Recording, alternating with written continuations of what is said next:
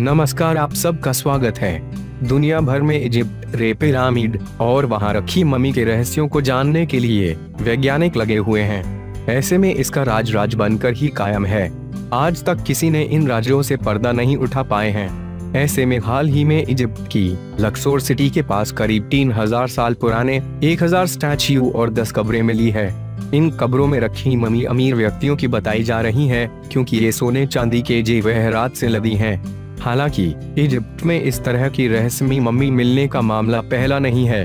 इसी तरह मिस्र के सबसे कम उम्र के राजा तूतेनखामेन की कब्र के नीचे छिपे खजाने के रहस्य से भी अब तक पर्दा नहीं उठा सका है। तूतेनखामेन की कब्र के बारे में कहा जाता था कि जो भी व्यक्ति तूतेनखामेन की कब्र खोद देगा और उनकी मम्मी के नीचे छिपे खजाने की तलाश करेगा, उसकी मौत हो जाएगी। जब तूतेनखामेन की कब्र खोजी गई तो उनकी मम्मी के नीचे से एक कमरे तक पहुंचने का रास्ता था, जो सोने चांदी के कई सामानों से भरा हुआ था। हालांकि यह वह खजाना नहीं था जिसका इतिहासकारों ने जिक्र किया है।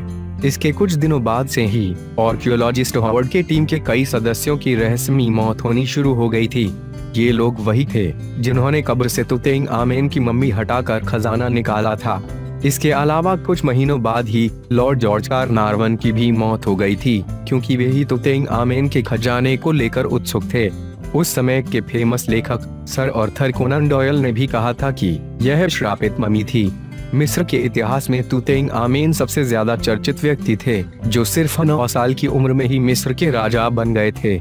हालांकि 19 साल की उम्र में उनकी रहस्यमयी मौत हो गई थी।